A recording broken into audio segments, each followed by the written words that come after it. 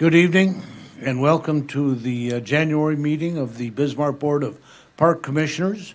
I will ask for the calling the roll. Commissioner Gilbertson, Here. Herzog, Here. Redmond, Here. Jeske, Here. President Zimmerman. Here.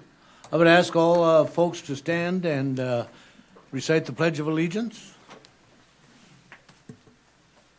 I pledge allegiance to the flag of the United States of America and to the republic for which it stands, one nation, under God, indivisible, with liberty and justice for all.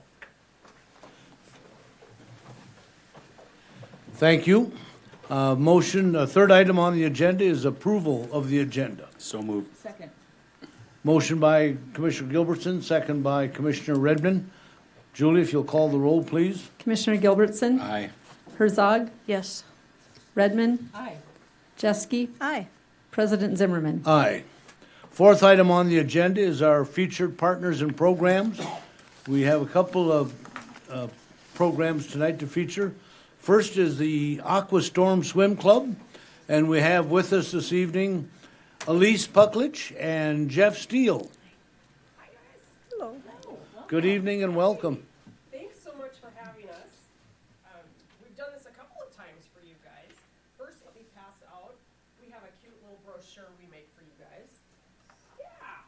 Just give some stats, if I can talk loud enough for everybody to hear. Give some nice little stats about our team. How are you? Good. You guys want some in the back?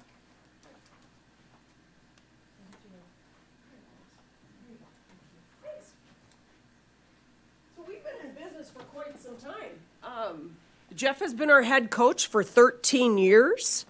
We have a pretty winning team. We won our 26th short course season. We have around 300 swimmers in the pool right now, a little bit lower than we've been. We can handle probably 350, almost 400. Gets a little tight then at that point. We have kids swimming in the pool from probably as young as maybe, four. We have a 4-year-old, and we'll have some kids who come back or take a break from college, and they'll come back and swim with us. We no longer have the master's program at this point, but it's not saying that we wouldn't entertain that at some time in the future. We have 10 divers right now, and they work from that middle area, and they actually work on both boards, the low and the high, with coaches. We have 16 coaches, including our diving coaches. So we have a nice staff. We get in the pool about 5:30 at night, and we leave around 7:30 at night. We just signed our contract with you guys this March, I think. So we're good for another 3 years. You'll keep us. I guess you're stuck with us. Do you have any? I guess go ahead. Our numbers being at 300, we have 2 seasons, a short course and a long course. Yes. So we usually pick up quite a bit of new kids again. In the summer, we have some kids that only swim summer. So our numbers will likely go back up in May and June as well to add to our total. And our 26 consecutive state titles is short course and long course. Short course is the 25-yard pool, and long course is the 50-meter Olympic size pool. So there's 2 different seasons through that. We've gotten into some things. We run a swim clinic in the fall for all the grade school kids in Bismarck, Mandan area. And we used to run 2 of them, but with our numbers increasing so much, we kind of cut the April one out. And it was kind of hard for those kids to go be brand new swimmers and then get thrown into the long course pool. 50 meters is a long way when you're Little. this big. And we also started a Little Ways program that is kind of for the kids that aren't quite ready for the swim team yet, ages 4 to 7. And I think we've had about 180 kids go through that part of our program as well. So I guess if we count them into our numbers, we're probably well over our 400. But I guess we kind of, as far as our future goals go, we'd really like to look at something about getting some team locker rooms at some point. And I think a lot of the issues that the parks have, we have, is having the public in with kids. And when there's University of Mary, Century, Bismarck High, Legacy, us, everybody in there, as well as, some of the public that like their own space, it gets to be a little bit of an issue. And I think so at some point we would obviously like to sit down places and talk what would take to do that. New timing equipment, I know the guys working for the park district know that the Daktronics is getting out of the swimming world.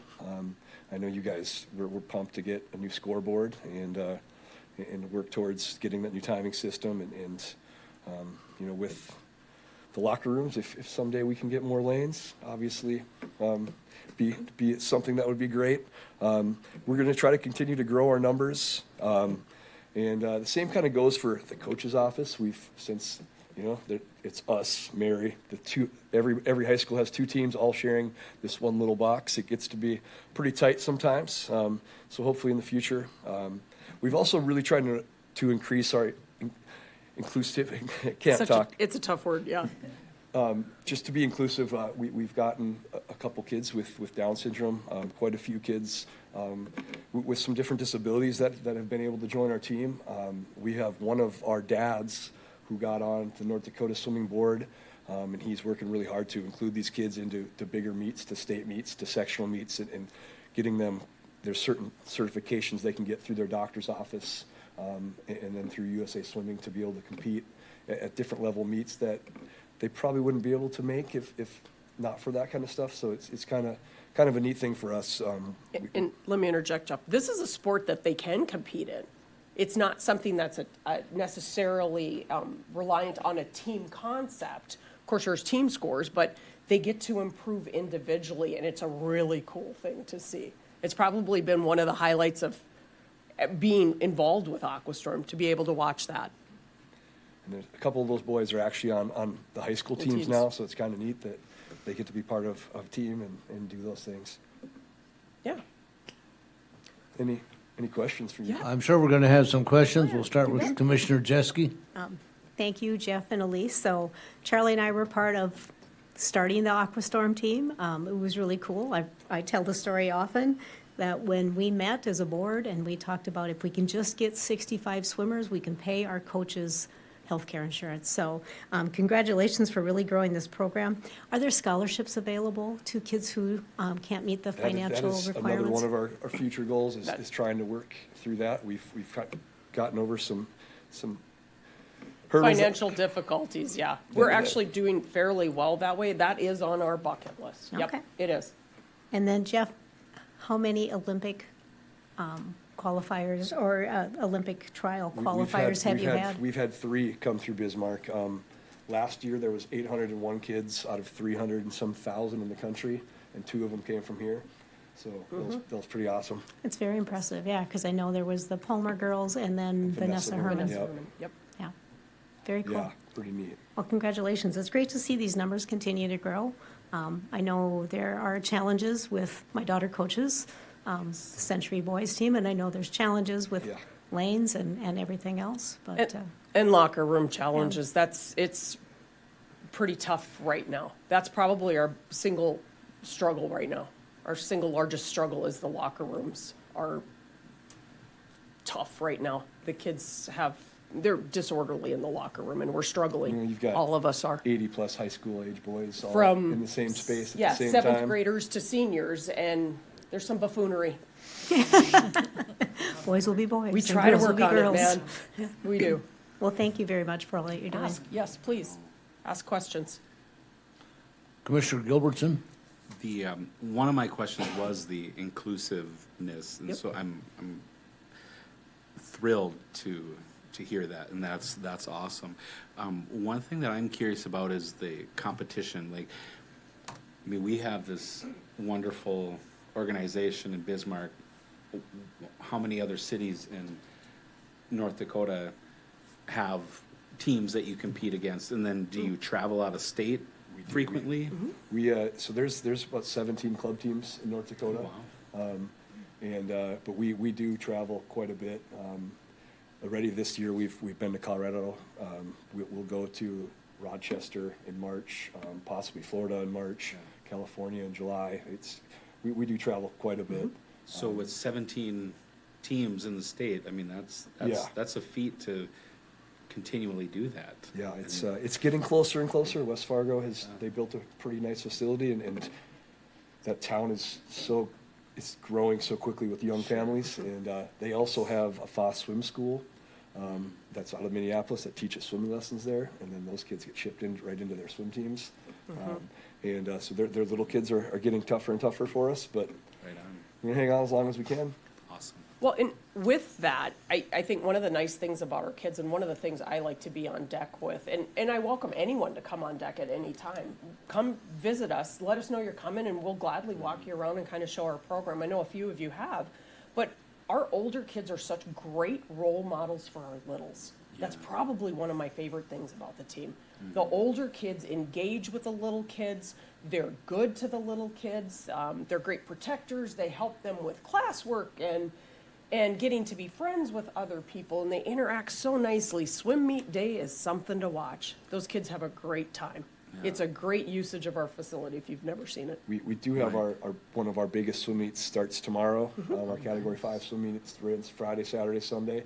We'll be there from 7 in the morning till 7 or 8 at night. Ding to dawn. And then we did get selected by North Dakota Swimming to host the 10 and under state championship and the 11 and older this year again.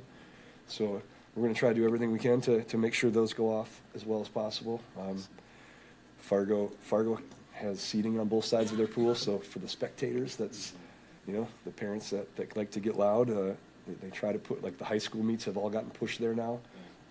So we're going to try to keep this one as long as we can, because the kids from other places like coming here. They like our pool, they like Bismarck, and so we want to keep that going. And we run a very efficient meet. So we really like our good timing equipment, and we like our scoreboard. We do run a great meet. It's snappy. Commissioners, Commissioner Herzog? Well, thank you, President Zimmerman, Elise and Jeff. You guys were nice enough to take me on a little tour about this time last year, actually. And I appreciated the humidity just in general, being in there for a while. It was a huge amount of kids that you had and coaches and things like that. I'm just amazed that you're able to organize it all in that space, and the timing and the efficiency was fantastic. You mentioned locker rooms. And I'm glad to hear that the girls' locker room, there are no problems, whatever, which is great. Girl season is over. Yes. Oh, okay, well, they're in the clear for now, but I know maybe we had talked about it a little bit last year about safe sports and safe sports training, and I think specifically with swimming, that's important. Are there things with the locker rooms that we can do, or to make sure it is a safe space? And please let us know, or if you have ideas,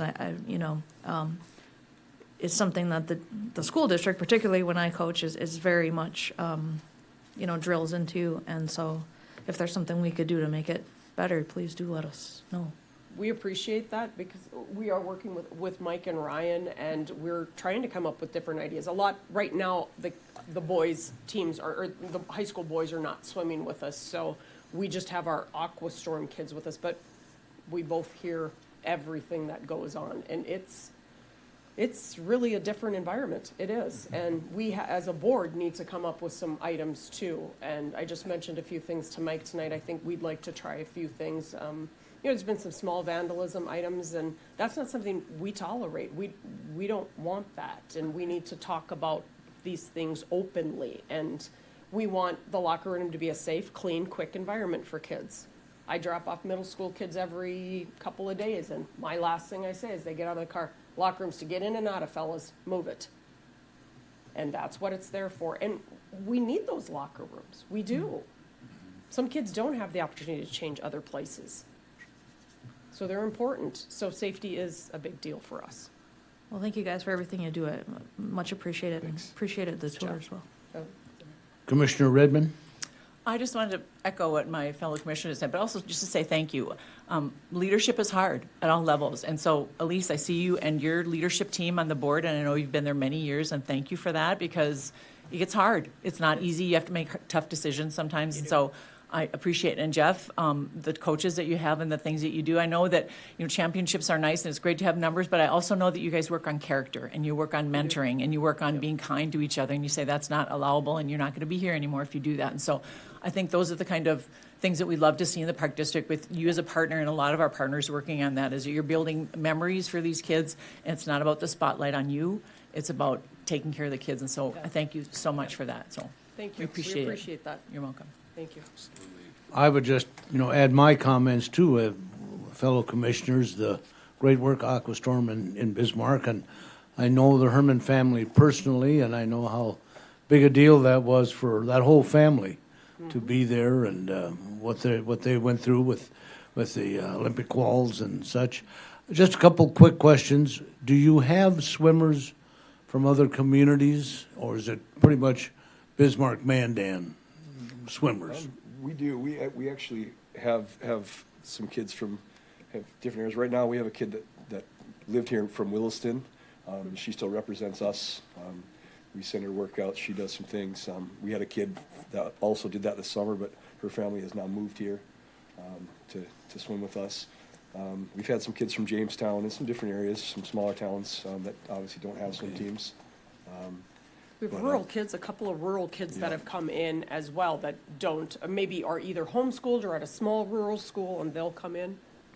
But the majority of kids are from Bismarck, Bismarck, Mandan. Mandan. Sometimes in the summer, some of our college kids will come back, and if there's a foreign exchange student or someone that's at their school, they usually come back and train with us in the summer. And it's kind of nice when college coaches trust us to do that. And I it's want- nice to, I'm sorry, sorry, it's go nice ahead, to have Elise. those college kids back. They're great mentors for our younger swimmers. They show them how it can be done in college, and they show that maybe you can get a scholarship, maybe if you keep going. I want to follow up with the comments here on the, concerns of safety in the locker rooms and such. Do you know, does your national organization have any age guidelines that you're aware of? I know one group that I'm with, the Scouts, they can't be more than 2 years apart at any facility. I don't know anything like that. Okay. It's an interesting concept, though. I'm sorry? That's a very interesting concept. Yeah, they can't be, and I just thought maybe national-wise for, that we could use that justification Yeah. to say, how do we address locker rooms if we have youth in there that are 5-6 years difference? Yeah, then it would be a real concern to me that we better address that. Well, and it would make it kind of hard here, though, because it's also a public facility, so you've Yeah. got the general public in Public there as coming well. in. Yeah. And that would make it. But yeah, USA Swimming doesn't have anything that's age-specific. The kids that are 18 or over have to take a certain class to be, even though they were teammates with these kids their whole lives, but they have to take, once they turn 18, they have to be safe sports certified and take these athlete protection classes. But other than that, there's not much. Thank you. And possibly, Mr. Zimmerman, possibly the next step for us would be having some of our parents actually in the locker rooms, like having them safe sport trained. This has been a constant conversation on the board, and we're probably about that close to saying, okay, we're going to increase your volunteer hours. You will have to now pull locker room duty at some point. We're getting to a point where it's maybe something we need to do. We haven't had to yet, Good. but it may very well be there. My last question is, without getting too specific or revealing too, how do you fund the program? How was Aquastorm Sure. funded? Well, it's a parent-run organization. It's funded by monthly fees, program fees, and our swim meets are our biggest fundraiser. Though hosting swim meets is, especially getting these state meets, we get a pretty decent amount of money for doing that. And we have some Two fundraising, fundraisers. two fundraisers during the course of the year that are kind of our main ones, and that's getting harder and harder to talk parents into wanting to do that. Because every school and other sport and everything else is doing it as well. But that's how we're funded. And if you do come to our swim meet this weekend, there are some available raffle tickets. Not all of them been sold, so your chances of winning are much greater. No Put 50, that in. Whoever is writing notes, please put that in. no 50-50 raffle tickets? We're going to try that one too. Not at this Not one. yet, but we talked about it at the last board meeting to try that. Our biggest one is the swim-a-thon. Kids swim so many laps, so this is actually a fairly entertaining thing to watch. They will swim for 2 hours or 200 laps, whichever comes first. If you want to watch something crazy, you watch those littles just book it to try to get to 200. It's awesome. It's a lot of laps. Well, I was there, as I think a couple other commissioners, when the facility was built. And talk of having a team like Aquastorm, and to see what it's grown to, and I just, I would give you best wishes for continued growth. I hope with the construction on campus, I hope that's not going to interfere with parking. So far, so good. Yeah, it's not You too know, bad I yet. know they've fenced off a pretty big area did. up there for We'll construction. see when state track comes around and we have practice those days. That'll. Okay.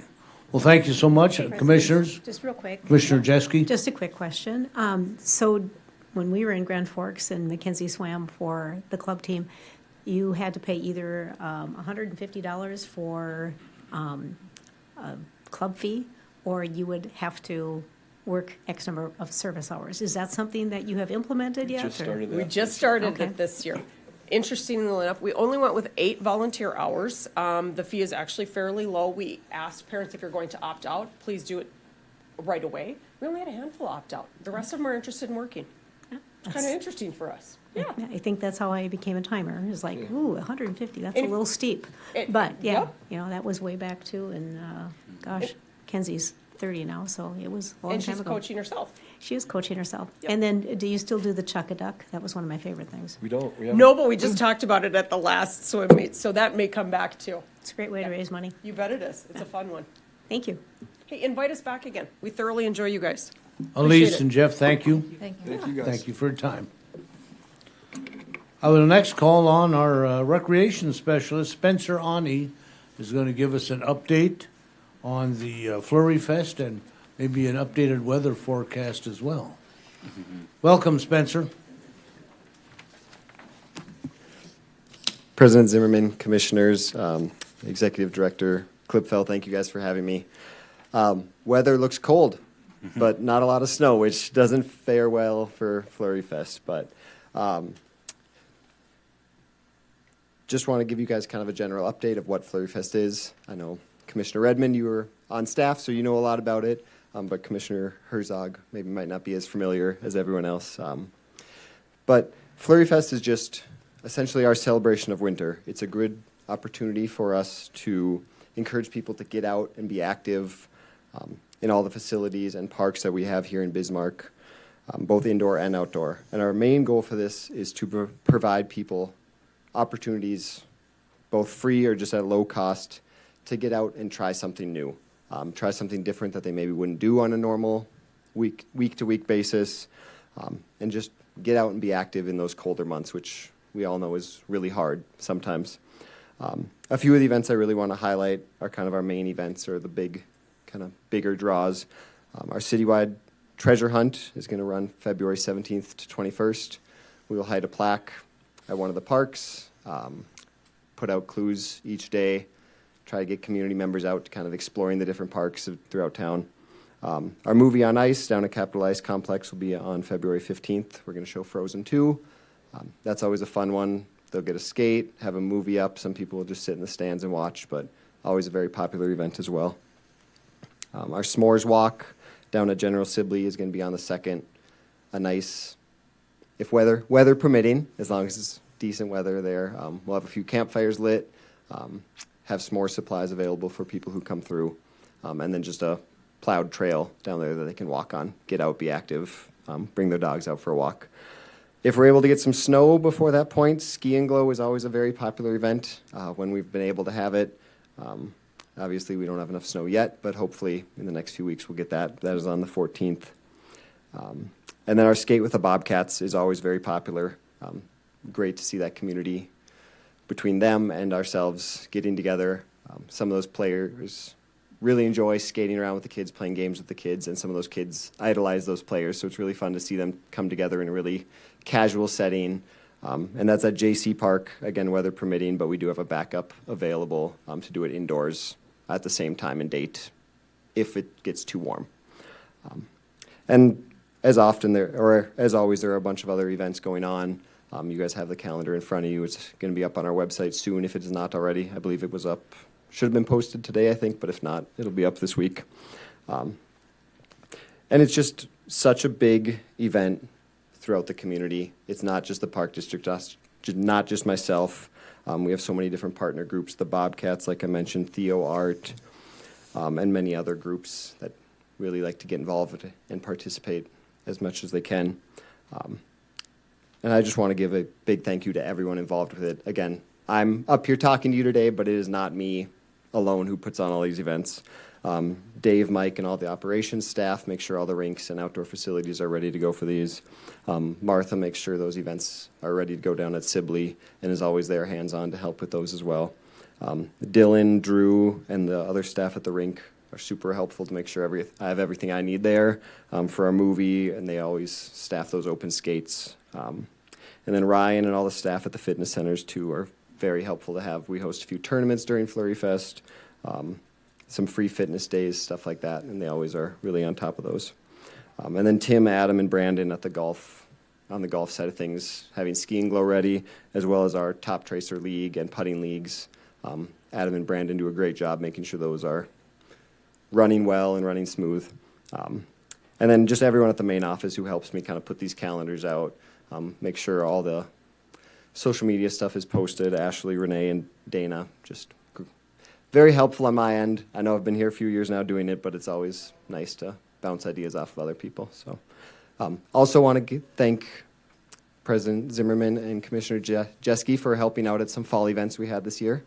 You guys are always welcome to come help at Halloween party or luminary walk, whatever. Just feel free to reach out if there's something that you'd like to help with. But if anyone has any questions, I'd love to answer them. Commissioner Jeske? Just automatically look this way? No, I'm ready. Thank you, President Zimmerman. So, Spencer, I know it's a team effort to lift this up, but we do appreciate you taking the lead.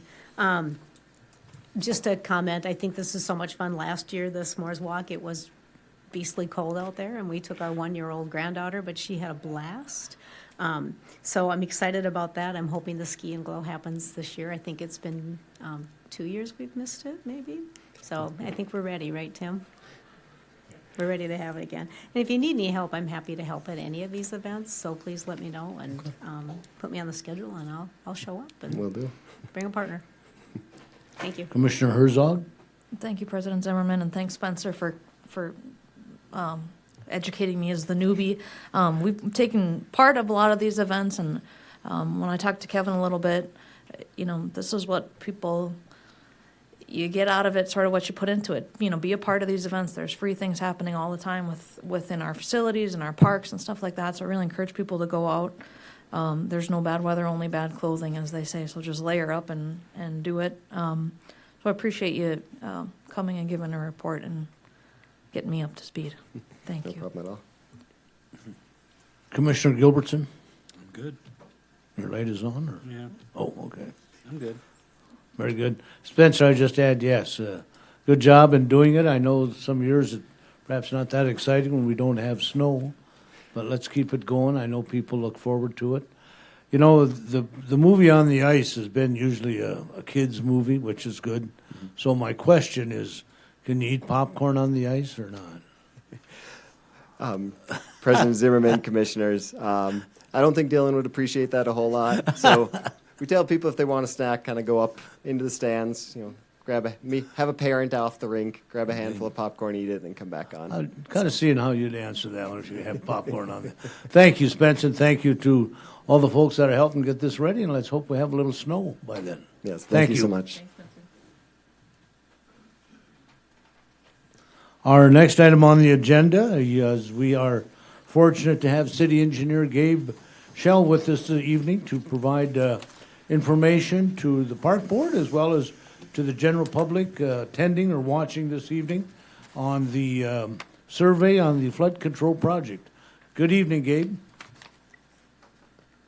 Good evening, President Zimmerman, Commissioners, Executive Director Klipfeld. Thank you for having me here. Here to give you a kind of update of what we've been up to the last month of time or so. So we'll just kind of get into it. Here's an outline, 6 bullet points. Hopefully they don't take very long. As I started putting this together, I couldn't not stop thinking about how I want to phrase some of these things and talk about stuff. So I want to make sure we don't jump to any conclusions or have anything, assumed part of the communication here. So the first piece of this agency coordination, first and foremost, want to thank you for your continued support from staff to engage in this project and to engage with the community as we start talking about what does this solution looks like. So we appreciate that we've done, that you've done so far and that you'll continue to do.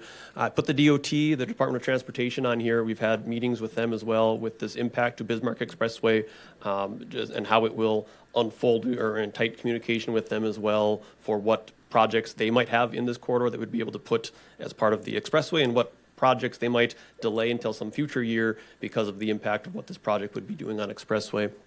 And lastly, I want to mention the coordination we're doing with FEMA. As you know, FEMA is one of the primary sponsors of federal funds for this project. They are taking the lead on the environmental documentation, environmental assessment, and so we as the city are providing them, whether it's a biological assessment or a tree inventory or a cultural resource report, they're taking that information and then are doing the coordination with the other federal and state agencies. And they are to a point in their process that they kind of need us to say which option we're going to do or what option is going to be the build alternative that they need to then coordinate. They don't want to go and talk to Forest Service about what the impacts are and then have to retract that and change their mind as we deliberate. So they're not saying it's something that needs to be addressed right now, but it just is to a point that their coordination is kind of at a holding pattern until we can come back to them with a proposed option that we want to move forward with. So as a reminder of what we're doing, this is just one slide to talk about the whole project, but this is a two-part component of this proposed alternative. The first being work down on the South Bismarck drainage ditch to replace the South Washington closure structure with a larger structure there, as well as then provide an on-site pumping capacity and then also improvements along the ditch. Increasing the capacity of that ditch is the one component of this project. The second component that affects the Park District more is the Bismarck Expressway component, which would intercept stormwater that would typically and currently drains to that South Bismarck drainage ditch and instead provide an outfall, a new outfall to the Missouri River. So doing this update pretty quick because it's all stuff we've talked about even recently, but just want to make sure we're setting the stage so we're all aware. So as we then look at the uses inside Clem Kelly, we have tennis, pickleball, ball fields, orchards, parking, soccer, and outdoor workout space are the primary items. I wanted to put this one together, and as it'll turn into as we talk about the survey results too later in this presentation. The options that we have presented, both of them at this point in time that we presented to the community and to the stakeholders, impact 2 ball fields, and then it's just a question of how do we mitigate that impact is what we've done so far. With option 1, having the 1A, 1B, 1C variations, but they're all kind of the same concept that we're taking the ball field, putting it where tennis is, and then moving tennis to where soccer is and moving soccer to Hidden Star Park. And that's the concept that is with that one. When we look at option 2, it's the same impact, the original impact of those ball fields, but that impact is then mitigated by impacting more ball fields and replacing those 2 within the current location within 6 softball field complex within Clem Kelly, with still having the softball field having to go off-site to Hidden Star Park. So just a general reminder of what those are. We'll go through these here quickly just to refresh your memory and anyone from the public who may be first exposed to this here today or is just getting a refresher. But our 1A concept takes our 2-diamond pond on the south side of Clem Kelly and then replaces the ball fields where tennis is located, moves tennis to the northeast part of the park where the current soccer field is, and then off-site, or all the parking impacts are mitigated on-site with additional parking located within Clem Kelly. 1B is really similar to 1A, except it moves pickleball over to be closer to tennis, so that's kind of the main concept. Within 1C being similar to 1B, except recognizing that there are some vacant properties east of the park that could provide an opportunity for additional on-street parking or programming in that area if so choose. As we look at option 2, a dramatically different approach to this concept, still impacting the same pond concept, but then how that pond is mitigated is through using the orchard space, which is about 200 feet wide, and the parking lot space, which is about 200 feet wide, and reorganizing that to fit 300-foot ball fields within each of those space. So it's kind of redoing the east half of the entire park with a concept like this. This would still require soccer to be relocated off-site because this utilizes the existing soccer field as well as some of the parking lot for ball fields in this option. So this is a concept drawing of what the soccer complex could look like down at Hidden Star Park off of Boston Drive and Burley Avenue. The project would mitigate that impact through the placement of one soccer field and the requisite parking to support that, with the expectation that at some future point, those other fields could be outfitted in the future. And then jumping back to the outfall to the Missouri River, this is the concept that would go through the zoo property, or I guess I should say through Parks and Rec property, but operated as through the zoo to get out to the river through this concept. So all the trails would be mitigated, still working through concepts on how to save as many trees as possible and still provide a tree-lined corridor for that trail to work within, to preserve some of the concepts and the feel of what that trail experience is today. So that's all stuff I've talked about before. Now I'll turn the page and kind of talk about what we've done recently.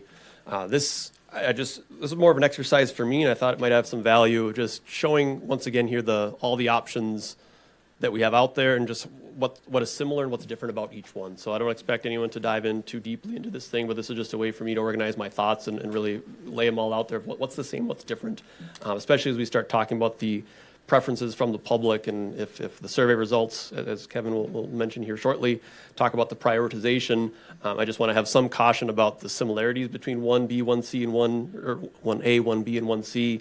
And when we ask for a ranking exercise, it might be convoluted or hard to draw some conclusions from that, when that vote might be split amongst multiple options when compared to option 2. So as we continue moving forward, we'll definitely want to continue to engage those stakeholders and maybe provide more straightforward and potential differences in the concepts to get what I would believe maybe a more insightful input from them as we move forward.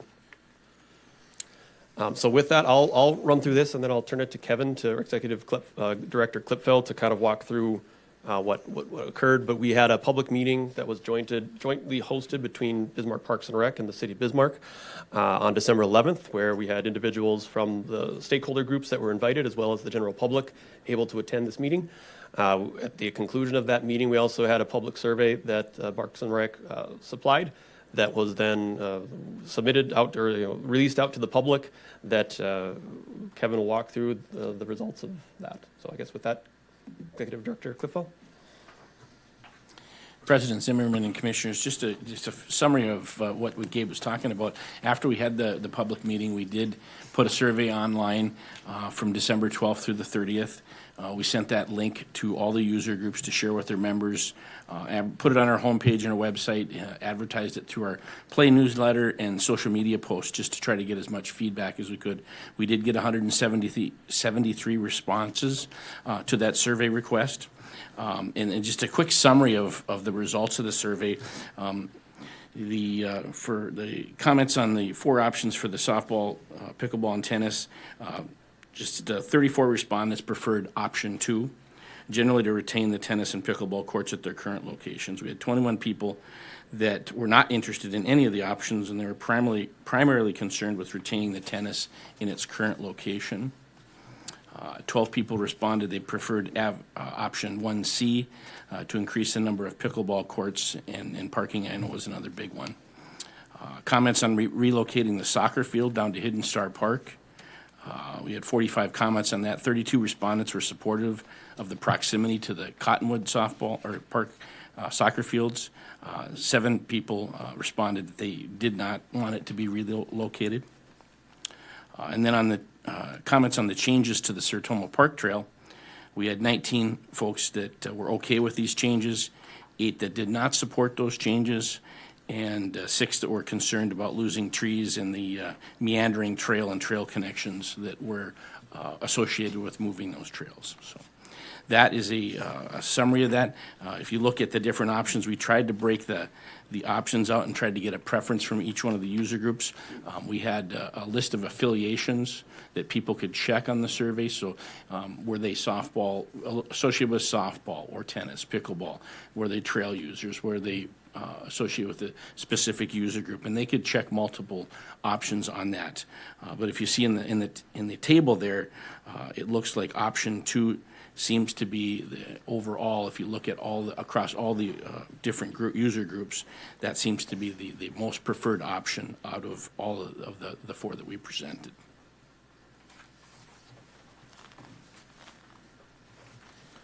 Commissioners' questions for Gabe while he's standing there at the podium? I have a couple questions. Commissioner Jeske? President Zimmerman, thank you so much. First of all, Kevin, I'm looking at this survey and I see 63 people from the Tennis Association were part of the survey. So to me, sometimes I think this number gets a little bit skewed because obviously they're very passionate about not moving their tennis courts. So that's my only comment about surveys. It seems like the people who are really passionate about things are the ones who respond, as opposed to 41 people from slow pitch, fast pitch, baseball, Missouri River baseball. So to me, I think it's a little skewed because it really leans towards not moving the tennis courts, so I understand that. And then, Gabe, my question is, have we put any numbers to this? To me, I just think it's so important to really know what we're looking at dollar-wise, what option 1A, 1B, 1C, and 2 are going to cost. I think a lot of people would have maybe answered this survey differently if they knew what they were looking at for a dollar amount. That's my opinion. Sure.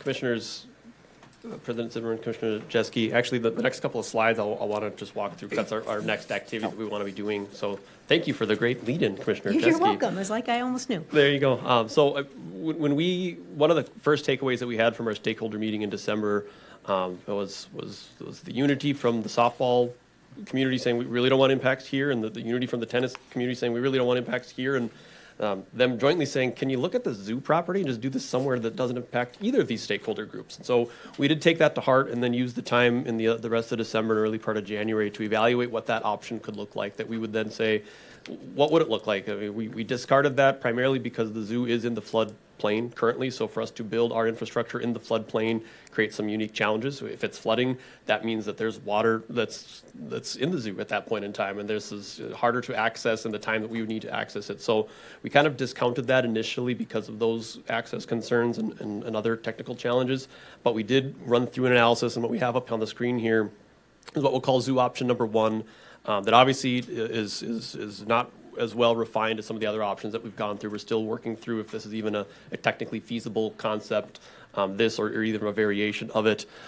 We've met with, so maybe I'll speak specifically on what the concept looks like. So get my laser pointer.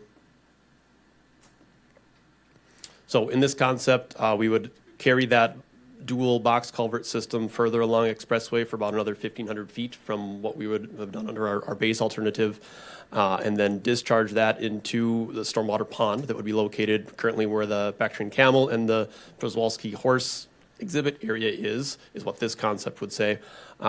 It's a combination of digging a 10-foot hole in this area and building a 5-foot levee on the existing ground gets you to the same 15 feet of difference between the top of the levee system and the bottom of the pond.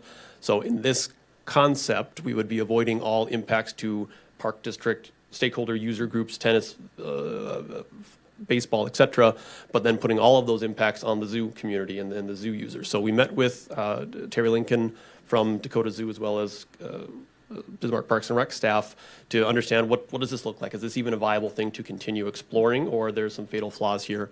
The biggest impact that we have here is the concept of the mitigation for the loss of the habitat or exhibit space really isn't available within the zoo. There's some areas that are not utilized, but really anything that we would impact, if it's camel exhibit space or other exhibit space, there's not vacant land within the zoo that they could just reprogram for that purpose. So it's in some ways harder to move the camel exhibit off-site as it would be just to do something on-site. So when we looked at that on-site mitigation, we would view this as a pretty big challenge to be able to do this in this iteration. Where we left our conversation with the zoo is that we'll try to find maybe an alteration that's not quite this impactful, but moves that pond closer to parks, and maybe there's a combination of maybe it's one softball field or it's just the tennis courts, but it's nothing else besides that, and some zoo impact, then try to blend where that pond, that 5 acres of something that we were trying to find a home for in this area, try to find another location where that could fit. So that's one of the concepts that we're looking at as we just talked about the impacts. So with this concept, even though we might not be impacting the tennis courts, some of the feedback we received from the tennis community was the mature trees that are out there, and that's how great it is to play on those courts because of those trees. The tree species, as well as then our potential improvements or clearing that we'd have to do as part of this. Although we might not be touching the tennis courts, we still might be touching those same trees that provide that input. So just wanted to provide that as a concept that even when we try to avoid directly impacting, there still might be an indirect impact that those users may experience through something like this. One of the concepts that Terry from Lincoln from the zoo indicated was that they do rely on that exposure that they see from the traveling public on Expressway to peer into the zoo, see the walking billboards, he called them, of the camels, so being able to see that, and then how does that work in a scenario like this where we have a 5-foot levee on Expressway, that you might be able to see that there's something behind that, but you really can't see through that levee, up over that levee, to see what's behind that infrastructure, into that property. So there were impacts associated with that, the view shed that he was concerned with as well. And then the last piece, Commissioner Jeske, to your point, is the cost. And that's what we're trying to figure out on our next exercise will be just a high-level cost comparison of when we say, let's put in 1,500 more feet of pipe, but then 500 less feet of ditch, and then 3 less ball fields, but 2 more tennis courts. Like, what does that all add up to, so we can start saying, at least from a high level, this even is the cheapest option? I couldn't tell you, of all the things we've talked about so far, what we think is the most cost effective method and what might be not that one, because we're just still on that kind of brainstorming high-level concept stage. So at this point, I put this on here, and I want to make sure that bottom bullet point of fatally flawed is noted. I don't want anyone to think that this is what we're moving forward with. This was an exercise to understand, can we do this? And the answer, I would say, is no, we can't do this. I don't think we'd be able to get our FEMA approval of saying we want to take up a 5-acre space in the zoo, but there's only 2 acres to mitigate that. That's not going to work. So we'd have to find 5 acres, and we can't find 5 acres on that site. So I believe that this one, as presented, would be flawed, but there are opportunities to maybe put some of that impact on zoo property and some of that potentially on the Park District Clem Kelly property. So my second to last slide, that's kind of what we're doing here is zoo option 2. What would that look like? And maybe that would turn into what would be our option 3, that we would then have kind of our 3 things to consider, the 2 that we've kind of talked about, as well as what this one could turn into. We also might get to a point that this is actually, from a technical perspective, we're unable to achieve our flood mitigation FEMA certification through this process. And then if that's the case, we would strike this one out as well as something to no longer consider. But we are spending time and resources to better understand this, to see if it's something that we can continue to explore, or if it's something that we'll have to say we've explored it far enough, and for the XYZ reasons, we'll set it aside. So, like I said, but with that concept, there would be impacts to Clem Kelly, whether it's tennis or ball field. That's what we're still trying to figure out exactly how that would look like. So my last slide, website above, bismarcknd.gov/flood resources. We've created a story map for our South Bismarck Flood Control Project for the public's consumption. Kind of goes through the more in-depth presentation that I've given other times, and each member from the public can dive into as much detail as they want about why we're doing this and what benefits the project has. So if they feel like we kind of skipped the first couple of chapters of this presentation, definitely go to that website to get caught up if you're interested. So with that, any questions that you would have? I think we'll start at this end of the table and just go around. I think we all have questions. Okay. We'll start with Commissioner Gilbertson. Thank you, President Zimmerman. And Gabe, 2 of my things, one, with the drainage ditch, I mean, if it's, any of the 1A through C or 2 that runs along how tall is that? Is the view of the zoo not going to be affected anyways? I mean, how tall is that drainage ditch? President Zimmerman, Commissioner Gilbertson, in the options 1 and 2, when we're not on zoo property, and we're not doing the flood pond there, we'll be cutting in a lower elevation, so you'll still be able to see across the ditch to the trail and the camel exhibit behind, no different than today. And then my other question was, and I don't know why this comes to mind, but at one point when we first heard about this, was there not part of the discussion that like in implementing those phases, like the tennis courts, the new tennis courts would be built before the old ones are torn down, and then, I mean, so the impact to the site was mitigated as much as possible? Or, I mean, is this just, it goes and she's done and everything is taken offline until it's Sure. President Zimmerman, Commissioners, Commissioner Gilbertson, that's definitely still on the table. That's definitely still things to explore. Okay. We kind of have to figure out what is the plan or what are we building towards, and then once we know what that is, then we can start talking about which phases could be implemented, even, as soon as 2025 even, but if there's an obvious solution that we need to be looking towards, we'd look to do that as soon as practical. Yeah, it's probably too early now to get into that, but if the possibility arose, that could be. I would definitely believe if we had a consensus on this is the best option, this is the option we're moving forward, we'd work diligently in trying to then figure out what are the ways that we, through the acceleration of some of those mitigation projects, build those things first before we end up actually impacting the facility in question. Okay, thank you. Commissioner Redmond? Thank you, President Zimmerman. So Gabe, thanks for holding our hands collectively through this process because it's not easy.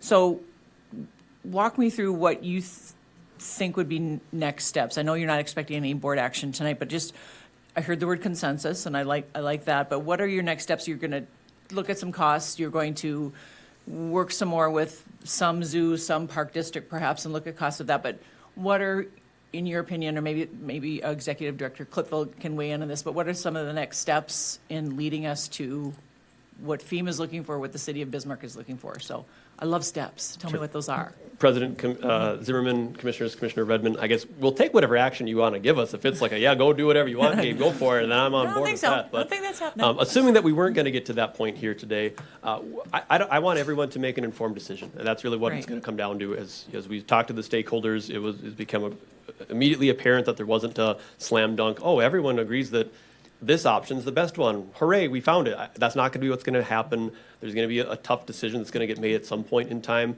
My hope from the get-go of this project, as well as through today and when we're done, is that we'll have a project that we can all feel good about and that we'll all feel happy about, and hopefully the user groups that are affected by this impact, with whatever we plan for a mitigation project, would find at the tail end 5 years from now, wow, we're really glad we got this thing, whatever that thing is or those things are.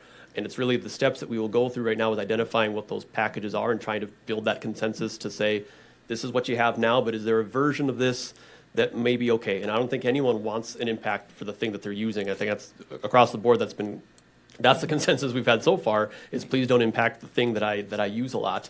So we're trying to find ways that can do that as smartly as we can. So the steps that I'd envision is, as we can come to a concept, if there's a workable half zoo, half park option, great, we'll put that out there. If there's additional stakeholder engagement to then kind of weigh in for one last time what that might look like. I'd eventually want to get to a point, hopefully between the park board and the city commission, of an MOU or some sort of memorandum of understanding where we understand what is the park board doing as part of this and what is the city of Bismarck doing this. I want to make sure we get to that point sooner rather than later, so we don't get 16 steps into this and then have a change in direction that requires us to go back. So I keep thinking back to our FEMA dollars have a 2027 timeframe that they need to be used by, and that sounds like a long ways away, but when we haven't decided what we want to do yet, it's really not that far away at all. So it's as well as we can get the decision or get the information that we can to the board, that we can make an informed, decision, or that you and the city commission can make that informed decision. Thank you. Go ahead, Commissioner Jeske. President Zimmerman, thank you. Gabe, I really do appreciate you standing up here in front of us and bringing us into this conversation. I think it's critical. I know I've already talked about cost estimates. I think that's critical at this point when we move forward, just so we kind of know what we're looking at. But the other thing I'd like to know is, as you put these cost estimates together, can you also give us an idea on the funding mechanism for this? Because I know you've got some FEMA dollars that you'll be using, but then where is the rest of this coming from? Because this is going to be a very expensive project. So I would imagine there's been some talk within the city on how you're going to fund this, whether it's property, special assessments or whatever, but I'd like to kind of see that picture as well. I think it's critical for us. We want to make sure that we're not saddled with a $1 million project that we weren't expecting for or budgeting for. So I think if we can also get something from the city that talks about this is how this is going to be funded, I think that's really critical and key for us right now too. And Commissioner Jeske, that's specific for the local funding, I mean, that's kind of what you're getting to, whether it's a special assessment or a utility fee or a sales tax or whatever that package I would might guess look I'd be interested in seeing, if the project's gonna run $17.5 million, if you're getting this amount of money from FEMA, and this is what you're gonna pull from special assessments, what does that special assessment look like? Or is it throughout the city, or is it just the areas that are impacted? I don't know if it's really fair to the homeowners that live in South Bismarck that they get straddled with this special assessment. I know their homes are the ones that would be impacted, but, there are people who have businesses in the south part of Bismarck too that may live up north. So just kind of like, how is this going to be funded? I think that's critical as well for us. And I think the citizens of Bismarck want to know it too. If I may add one more concept to that, obviously, we have not made that decision yet, and I think a lot of that is subject to what sort of support we might get from the state. So if the state says, here's X amount of dollars, and that means that you have this remainder, if there's a very small remainder, I think we could pick maybe one source of funding. If there's a very large remainder that's the city's responsibility, we'll then have to analyze, it might have to be all of those potential sources if that project moves forward in that way. So I could definitely come back with concepts. I'm not sure when we would be able to, as the city, commit to the funding, the local funding package. If there are concerns from the park district, particularly about how you would be treated, those would be the types of things that I would envision to be placed into the MOU or into that agreement, that if there is a concern about the $1 million project, that we could negotiate that's a concept that won't happen, that you would not be assigned a $1 million assessment if used, and try to keep some of that flexibility for as long as we can until we have a better understanding and picture of the costs. And I understand, Gabe, it's not fair, and you don't speak on behalf of the city council, so that will be kind of their decision, but I think it is, and I always bring us back to the temporary dike they put up with the flood, and all of a sudden we get special assessed for repairing our trail, that we willingly gave that space and that trail to put up the temporary dike, and then we were special assessed to replace it. So something to think about, and, President Zimmerman, he's busy with the state, so maybe you can talk to him. Just kidding. So is this something in terms of with this legislative session that you're reaching out to them and looking at funding? Commissioners, President Zimmerman, Commissioner Jeske, we do have this project as part of the Water Development Plan with the State Water Commission, so we'll be testifying in support of the bills that will be funding the State Water Commission and their biennium. We are making the request for those dollars in the 25 to 27 biennium, because by the end of 27 is when we'll need these funds. So once again, we don't expect spending that money in June 1st of 2025, but definitely by the time we get to that 2027, we'd want to have things under contract and those dollars secured. Okay, so maybe by the end of the legislative session, you would have a clearer picture of where some of the state funding can come from? That is a very fair assessment, yes. Thank you. Commissioner Herzog? Thank you, President Zimmerman, and thanks, Gabe. This is how I know you're an engineer, and I appreciate that you're putting it in this kind of a form for me and for all of us. Along those lines of the state legislature, I know, and Jason Tomanik is here as well, people do listen to the city commission, and I heard on your legislative update that this was kind of a key piece of a bill, bills and appropriations that you were watching. So if we could get, and if Kevin and staff, we can monitor those bills as well, or maybe we can support them, or however that would potentially work, so that we could get an appropriation in some capacity to assist with this project. That would be great. The other, kind of coming back to the concepts and looking at what's low-hanging fruit, and looking at the one thing that seems to kind of be in all of these options is the one field relocated to Hidden Star Park. And that we had 7 respondents said no to relocation, which makes me scratch my head a little bit. You feel like you'd want all those things together. You'd want soccer together, and wouldn't have this one-off soccer field. So maybe my question to Kevin is the soccer field that's there now well used by soccer groups, or do you think the 7 respondents that didn't want to relocate it might not be attached to those soccer groups? President Zimmerman, President Zimmerman, Commissioners, Commissioner Herzog, there's all those things can factor into, if somebody might be using it as a neighbor down there as a green space to go play with their kids or their family. It could be it's used as a soccer field. We have a need in our community for flat green space for a variety of activities. And so I think anytime you move that stuff that maybe somebody's using, that makes it a little more challenging. And we also do like to have that type of space all over town, so it's a little more accessible for folks. The Cottonwood Complex is a beautiful complex, and I think a lot of the groups that utilize that for practices and games and events would like more space down there, but I think they'd also like space all across town, so it's a balance. Thanks, Kevin. Commissioner Redmond?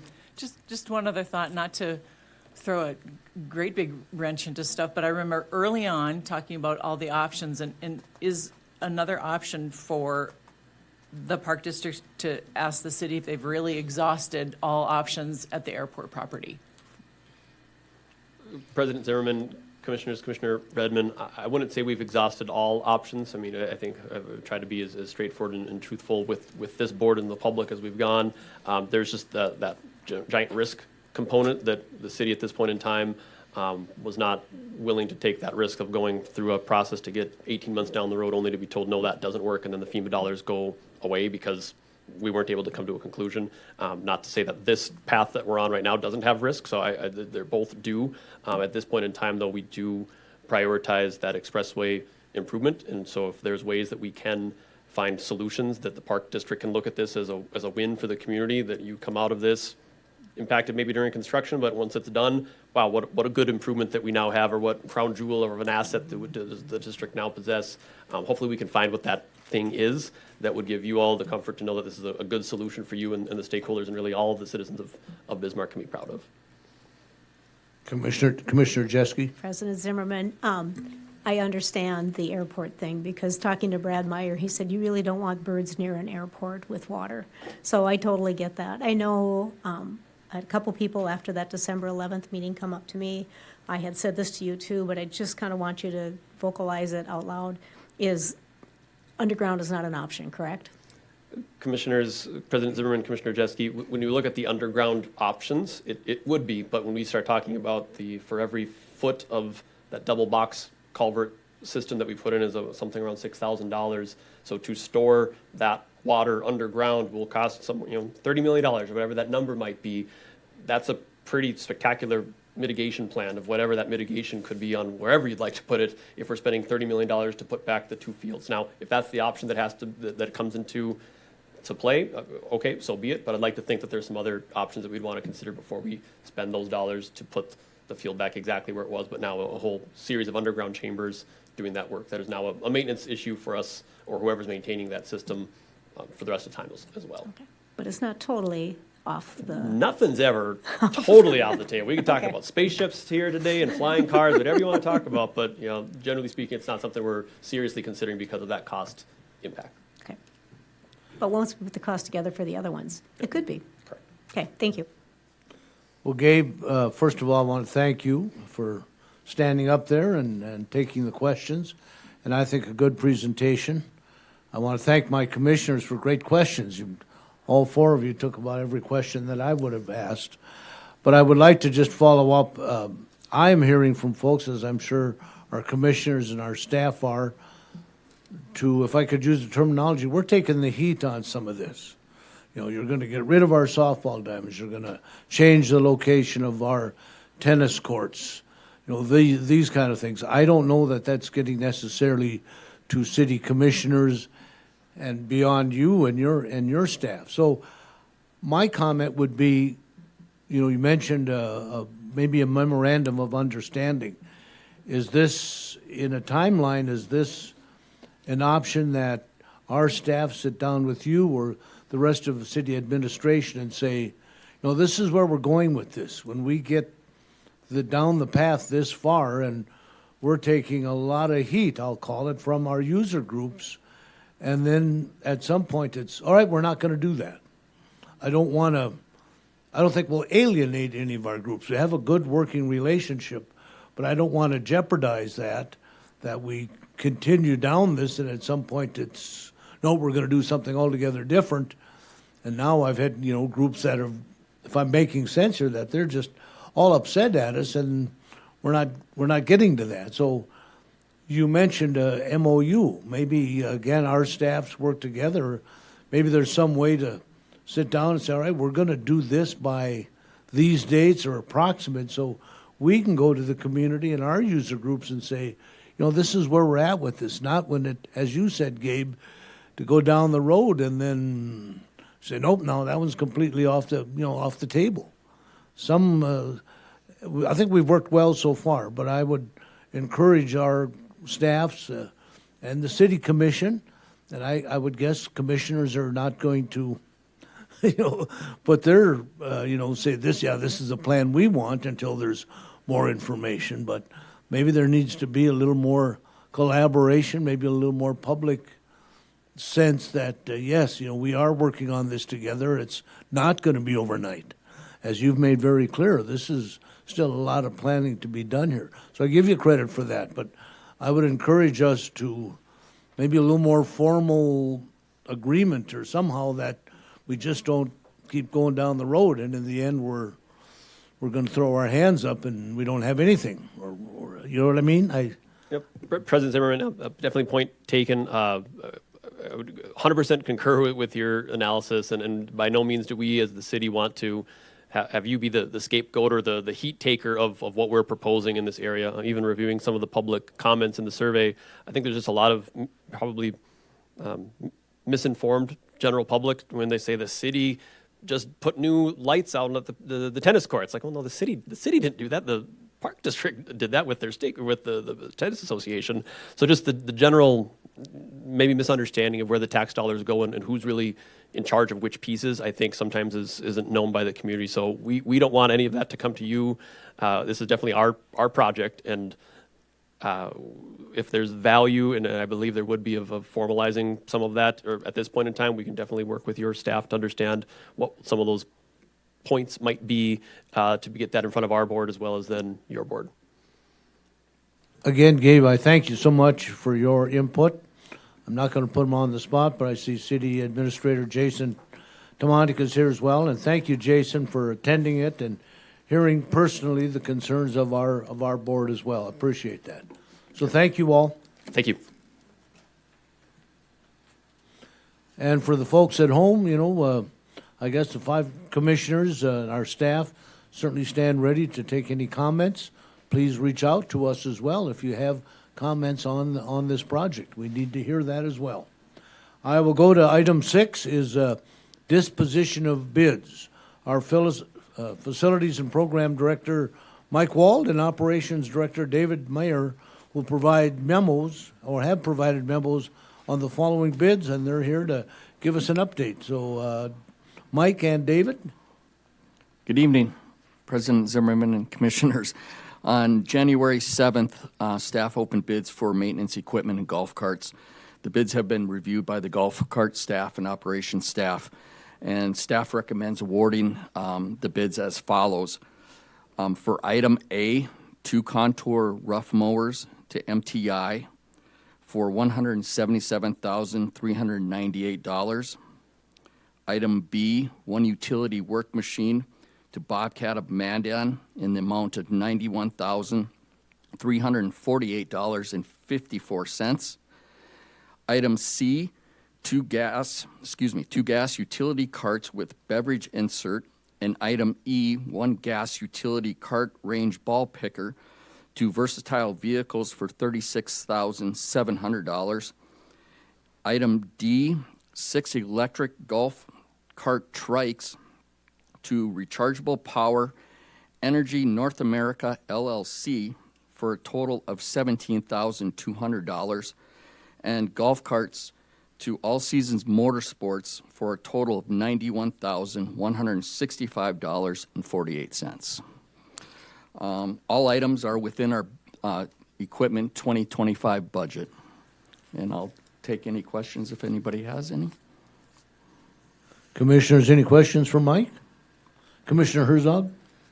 Thanks, President Zimmerman and Mike. Just delivery on these, or we're able to get them? I know we had some golf cart delivery timelines that were a little bit longer, you feel comfortable that we can get these when you need them? President Zimmerman and Commissioners, Commissioner Herzog, yes, reviewing the bids and the timeline that they have, things have gotten better, and so we feel very, pretty comfortable with getting them in the proper time. Mike, I would ask, any trade-in values here? Are we doing any trade-ins, or is this just all new equipment and no trades? President Zimmerman and Commissioners, the only items that we are trading in are 23 golf carts from Tom O'Leary to help offset the cost for the 26 that we're purchasing for Tom O'Leary. Thank you. Any other questions, Commissioners? Not, do we have a motion? President Zimmerman, I'm sorry. Yes, Commissioner My question is, Jeske? Executive Director Klipfel, should we accept all of these bids as one package, or do you need separate motions on each item? President Zimmerman, Commissioners, I think you could accept them as presented. Okay. Then I'll make a motion to accept the bids as presented. Second. We have a motion by Commissioner Jeske, a second by Commissioner Gilbertson. Any further discussion? If not, Julie, if you'll call the roll, please. Commissioner Gilbertson, Aye. Herzog, Yes. Redmond, Aye. Jeske, Aye. President Zimmerman. Aye. Thank you, Mike. I will, David Mayer, our Operations Director, will information on some additional bids. Good evening, David. Good evening, President Zimmerman and Commissioners. Next bid was for our annual fertilizer bid for the Park District. We did receive bids from 4 suppliers, I believe it was. Yes, 4 suppliers. In the bid pack, or to give a brief summary, basically we're looking to award items 3 and 5 to Tessman Company in the amount of $11,820. Items 1, 2, and 5 to be awarded to Van Diest Supply Company in the amount of $32,052, for a grand total of $43,872. And this is accounted for in our budget and should meet everything. Any questions for David? Commissioner Herzog? No question. David, I would just ask, I don't have it all in front of me, what are our prices trending in fertilizer bids? Are they getting higher, are we getting lower, are we? President Zimmerman and Commissioners, I just happened to pull that information because I figured you would ask that Thank question. We're about $10,000 less than what we spent last year. So, I'm surprised. looking at unit prices, some went up, some went down. We did make some adjustments to some of the fertilizer specs to make them a little more open because we didn't have to be so tight on them. So we're still getting the product we wanted, that our staff wanted, but we were just being a little more open to the outcome of the material that we ordered. So that did impact the price and brought it down a little bit in some areas. So all in all, it's a little bit less than last year. Thank you, David. Just also, I would ask for my information, do we receive this product now and store it until used, or is it time to have delivery when needed? President Zimmerman and Commissioners, we receive them, we coordinate with them. Some of our areas, as you can see in the bid, some goes to golf courses, some goes to park operations. They call and coordinate with each area. If they have room, they'll take it. If the supplier says, hey, I'm really getting cramped for space, I got to get it out of here, can you take it now? We've worked with them. All right, thank you. Mm-hmm. President Zimmerman, I move that we approve the fertilizer bids as presented. Second. Motion by Commissioner Gilbertson, second by Commissioner Redmond to approve those bids on fertilizer. Any further questions? If not, I'll ask Julie to call the roll, please. Commissioner Gilbertson, Aye. Herzog, Yes. Redmond, Aye. Jeske, Aye. President Zimmerman. Aye. David, next is the portable toilet services. Yes, President Zimmerman and Commissioners, this is the first year we've brought this to the board as an actual bid. We usually quote this service out, but we were looking to try and see if we could interest additional parties.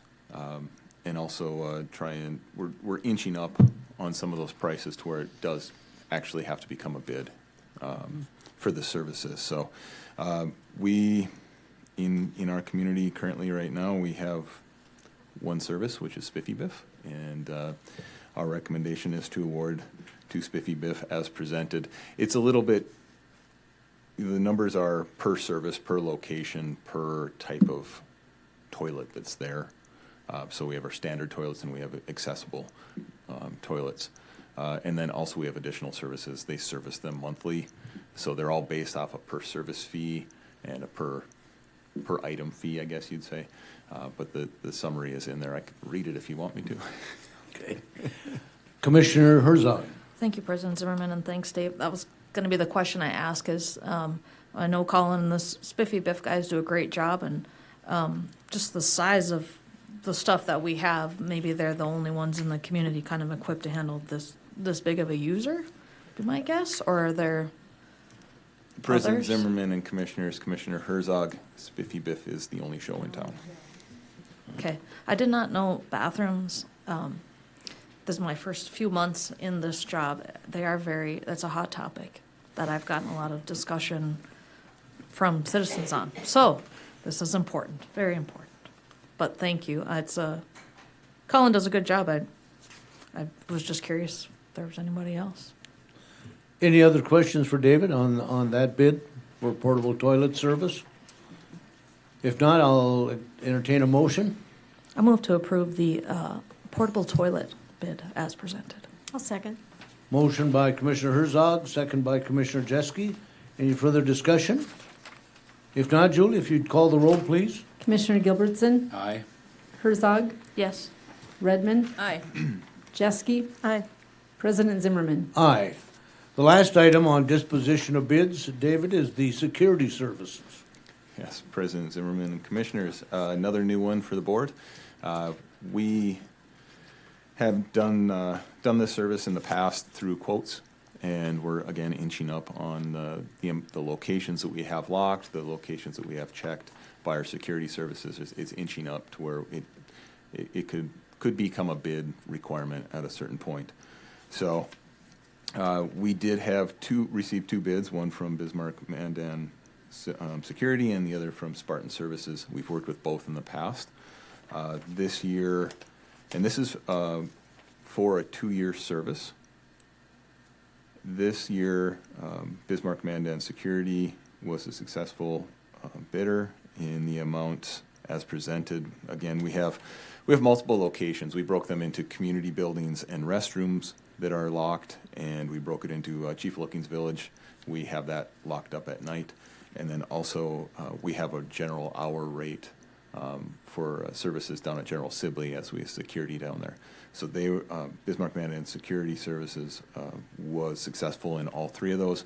One of them, there was a tie, and it was broken by the good old-fashioned coin toss. So.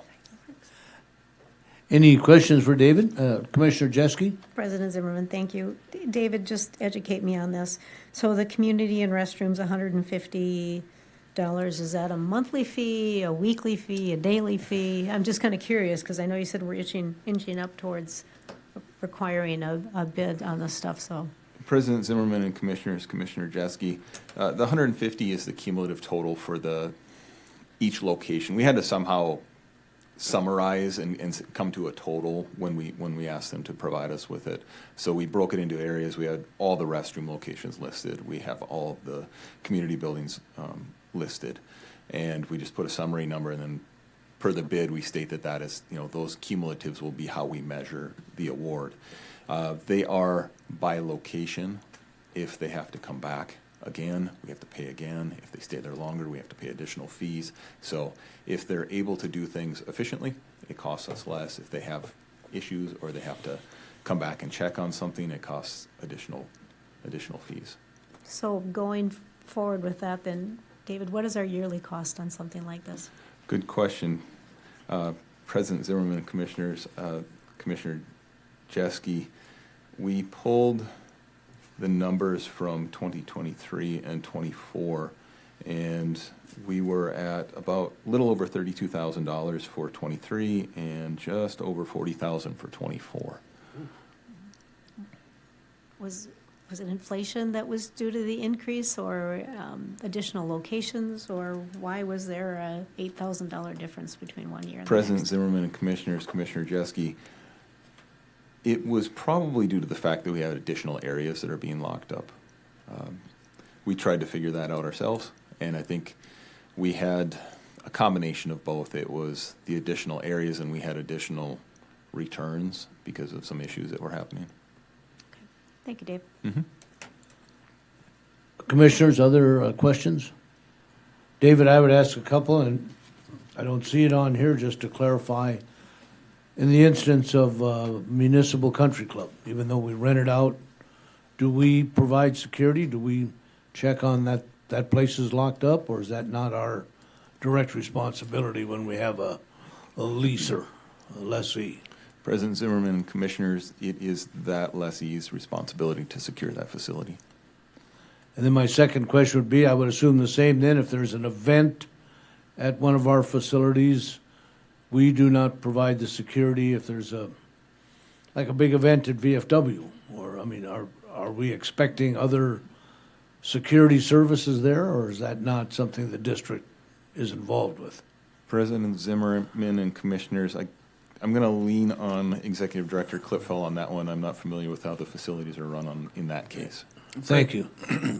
President Zimmerman and Commissioners, yeah, anytime we have an event at those facilities, it's going to be the user group. So if it's a public school event, they provide security. If it's a Bobcats game, a Larks game, when we have events that have alcohol at the 4-H building, they have to provide security, and that's up to the user.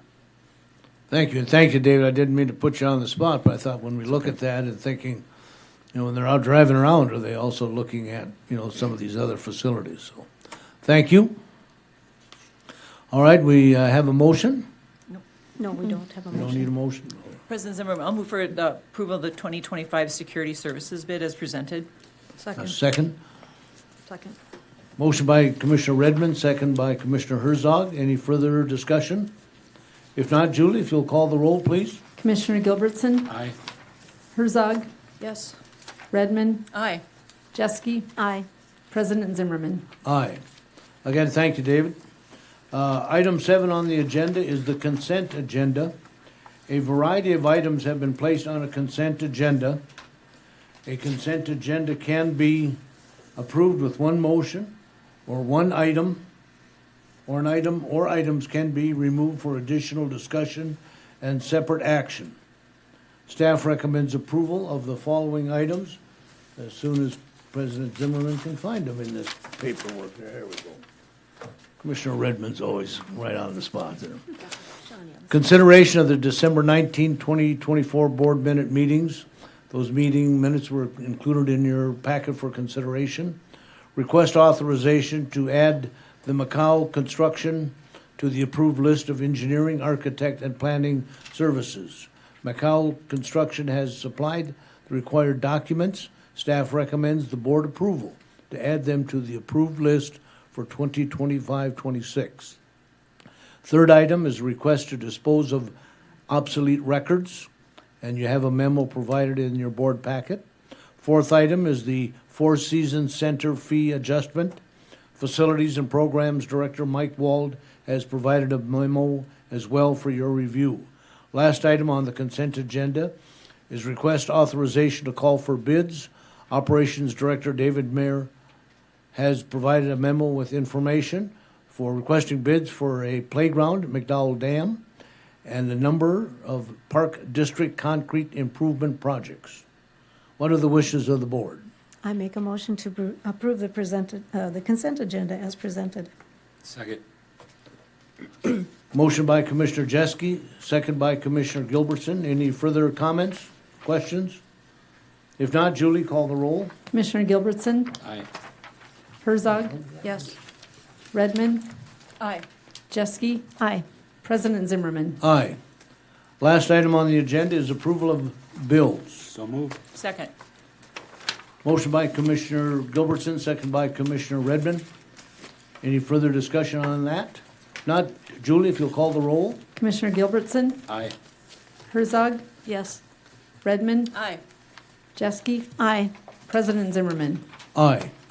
Before we adjourn, I wanted to just thank our staff. I've had the occasion, as I'm sure all of us have, to be out and around the city of late, and I noticed at some of our facilities, now that the weather has turned colder and perhaps putting more folks indoors, I want to thank all of our staff, but especially at Four Seasons. There's some nights I've driven by there, and I don't think there's a parking spot to be had at Four Seasons. I can drive by VFW and Capitol Ice Complex, and the same thing. So I know I take the danger of leaving some out. So I say that to all of you, to all of our staff. Thank you for your work as the weather is different. We're in the winter season. Those places are very busy, and please accept the thanks of all of us, all the board, and to our director and the administrative staff for keeping things humming along. If not, the next meeting of the Bismarck Board of Park Commissioners will be February 20th. February 20th here at the fabulous Tom Baker Room. Meeting adjourned.